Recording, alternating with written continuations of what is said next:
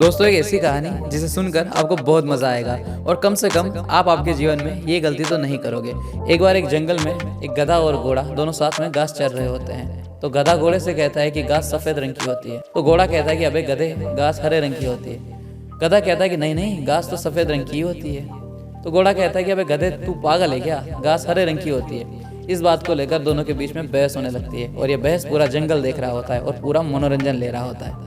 अब यहाँ पर उनकी बहस रुकने का नाम नहीं ले रही थी। तो इनके बीच में बंदर आता है और बंदर बोलता है, एक काम करो, तुम दोनों राजा जी के पास जाओ और उनसे पूछो कि कौन सही है कौन गलत है। तो बंदर की ये बात सुनकर घोड़ा कहता है कि गधे, चल राजा जी के पास चल, तुझे अब मैं वहीं बताऊंगा कि घास कौन से रंग की होती है। और फिर दोनों जंगल के राजा यानी शेर के पास जाते हैं और घोड़ा शेर के पास जाकर कहता है कि राजा जी, देखो इस गधे को मैं समझा कर थक गया और ये मानने को तैयार नहीं हो रहा है। ये बोल रहा है कि घास सफेद रंग की होती है और मैं बोल रहा हूँ कि घास हरे रंग की होती है। अब ये मानने को तैयार नहीं हो रहा। अब आप ही इसे समझाओ या इसको सजा दो। ये सुनकर जंगल का राजा कहता है कि इस घोड़े को पकड़ो और इसको 50 कोड़े लगाओ। और गधे को कहता है कि आप अपने घर जाओ।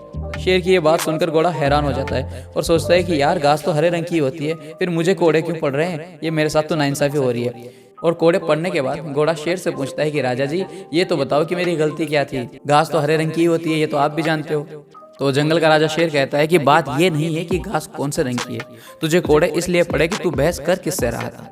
तू गधे से बहस कर रहा था, इस बात पर तुझे कोड़े पड़े, उस बात पर नहीं कि घास कौन से रंग की होती है। घास तो हरे रंग की ही होती है, पर तू बहस किससे कर रहा था ना, तेरी वो गलती थी। गधे से कोई बहस नहीं करता है।